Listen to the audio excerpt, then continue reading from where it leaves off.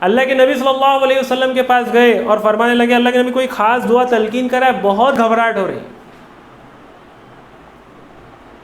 ظاہر سی بات ہے نا کہ 25,000 کا لشکر ہے، اگر خدا نہ خواستہ ایک ساتھ سب جو ہے خندق میں جانے کا ارادہ کرتے ہیں، 10,000 بھی مارے گئے تو 15,000 تو بچ کے اوپر آئے گے.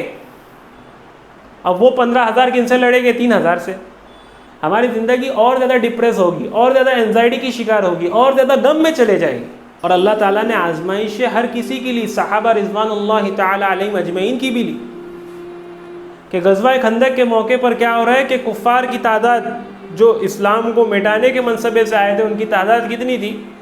25,000 تھی، اور مسلمانوں کی تعداد اس وقت 3,000 تھی. اور خندق کس وجہ سے کہا جاتا ہے کہ مسلمانوں نے مدینہ کے پوری باؤنڈری پہ کیا کیا تھا کہ خندقیں کھودی تھی. یعنی اب کسی آرمی کو، کسی لشکر کو آنا ہے تو وہ ڈائریکٹ نہیں آ سکتا، بلکہ خندق کیا ہوتی ہے؟ نیچے جا کے اوپر آتی ہے. اور یہ بہت بہترین جو ہے ایک ٹیکنیک اس وقت صحابہ نے اپنائی تھی. اب جب کفار کا لشکر ہے 25,000 اور مسلمانوں کا لشکر ہے 3,000، اور ایک مہینے تک مسلسل یہ دشمن کوشش کر رہا ہے کہ ہم یہ خندق پار کریں اور اس طرف جائے اور مسلمانوں کا سارا جو ہے خاتمہ کر دیں. اور ان کے پاس جو ہے بہترین اس وقت کے ہتھیار تھے، اور مستقل ایک مہینے سے کوشش کر رہے ہیں، مگر 3,000 صحابہ کی تعداد جو ہے مسلسل وہاں دفاع کر رہی تھی، لڑ رہی تھی، اور جس کی وجہ سے دشمن ریپیل ہو رہا تھا، واپس چلے جا رہا تھا.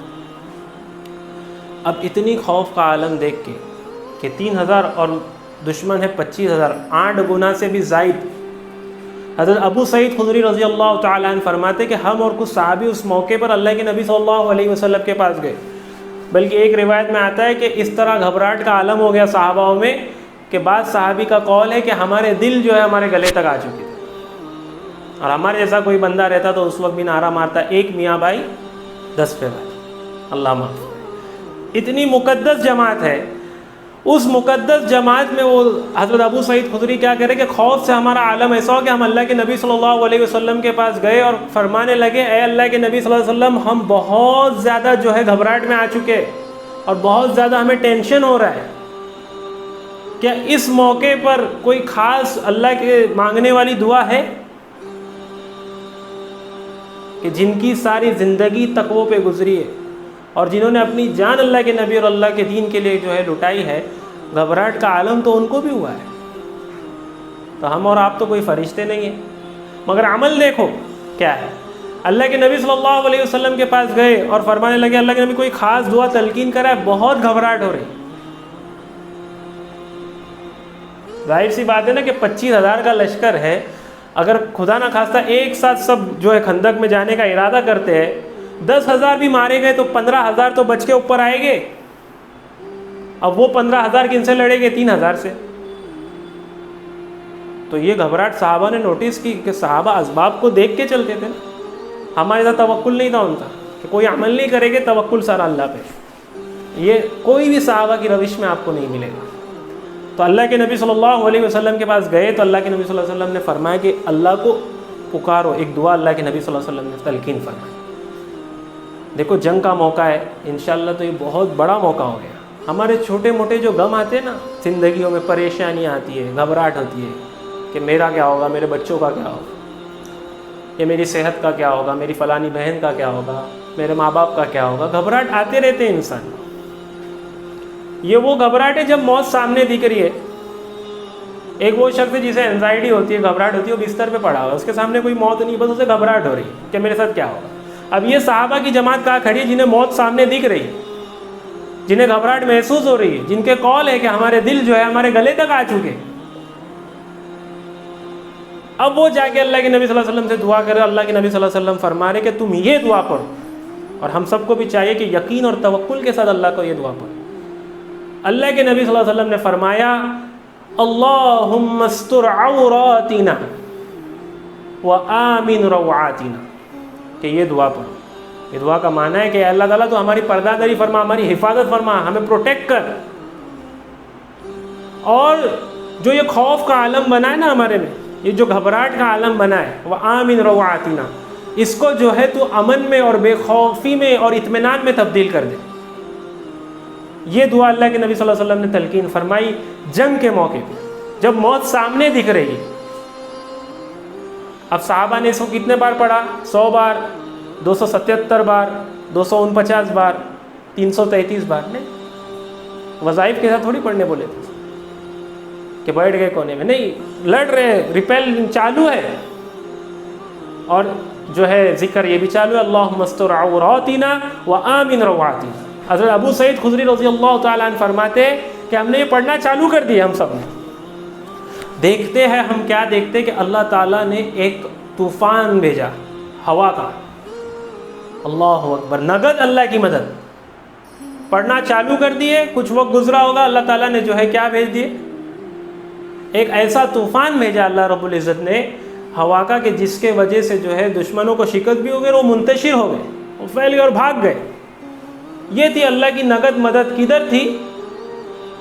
جب مسلمان 3000 ہے، کفار سامنے جو ہے 25,000 ہے، موت سامنے دکھ رہی ہے، صحابہ کہہ رہے کہ ہمارے دل جو ہے ہمارے حلق تک آ چکے۔ اتنی زیادہ موت کی کیفیت نے، اللہ تعالیٰ نے اس موت کی کیفیت کو اور اس شکست کی کیفیت کو کیسے فتح میں تبدیل کر دیا؟ ایک دعا جو انہوں نے یقین سے پڑھی، کیونکہ ان کی ساری زندگی میں عمل تھا۔ آج ہماری زندگی میں عمل نہیں ہے، نماز نہیں پڑھے گے مگر وظائف کرنے ایسے بیٹھ جائے گے کہ اللہ معاف کرے۔ 100 لوگوں سے جو ہے کاروبار کر رہا ہے دھوکے کا، اور جا کے مسجد میں جو تسبیح لے کے بیٹھا ہے اور ذکر اذکار کر رہا ہے۔ کیا یہ رنگ لائے گی؟ صحابہ کی سیرت ایسی تھی۔ حضرت ابو سعید خدری فرماتے کہ جب یہ طوفان ہوا، ہمارے دل مطمئن ہو گئے۔ جب ہم نے دعا پڑھنا چالو ہی کر دی تو ہم مطمئن ہو گئے تھے، ہمیں اطمینان ہو گیا تھا۔ جو ہماری گھبراہٹ تھی وہ امن میں تبدیل ہو گئی تھی، اور پھر دیکھتے ہی دیکھتے اللہ کی نگد مدد، اور جو ہے ہمیں فتح ہو گئی، دشمن کو شکست ہو گئی۔ کس موقع پہ ہوا؟ کہ آج ہمارے غم ہے نا۔ آج دیکھو ہمارے معاشرے میں ایک تو پہلی تو بات ہے کہ فٹنس تو ہے نہیں، بیماریاں ہمارے جو ہے قوم میں زیادہ ہے، جس میں سے اکثر بیماری موٹاپے کی وجہ سے، اور کس کو جو ہے ذہنی پریشان ہے، کس کو جو ہے پینک اٹیک آتے ہیں، کوئی انزائٹی سے گزرتا ہے، کسی کو بہت زیادہ گھبراہٹ ہوتی ہے۔ کیا ہوگا؟ زیادہ زیادہ کیا ہوگا؟ موت۔ زیادہ زیادہ اینڈ کیا ہوگا؟ موت ہے نا۔ صحابہ کے سامنے کیا دکھ رہی تھی؟ موت دکھ رہی تھی نا، وہ بھی گھبرائے۔ مگر جب اللہ کے نبی صلی اللہ علیہ وسلم نے فرمایا کہ اس دعا کو پڑھو، تو اللہ تعالیٰ نے ان کی گھبراہٹ کو امن میں تبدیل کر دیا کہ یہ ہمارے یہ اتنا بڑا موقع تھا کہ ہمارے چھوٹے غم اللہ دور نہیں کر سکتا۔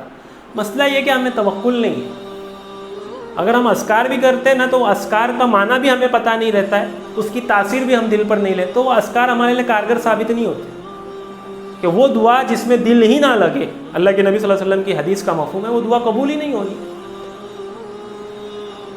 تو تقویٰ ہماری زندگی سے چلے گیا، ہم نے اللہ کو رب مانا ہی نہیں ہے۔ اقرار تو کرتے، جب اللہ کو رب مانا ہے تو بھائی آج بھی اللہ نے پالا ہے، کل بھی اللہ پال رہا تھا، آگے بھی اللہ ہی پالے گا۔ میرے بعد میرے بچوں کا کیا ہوگا؟ کہ وہی ہوگا جو تیرے ابا کے گزرنے کا تیرا ہوا تھا۔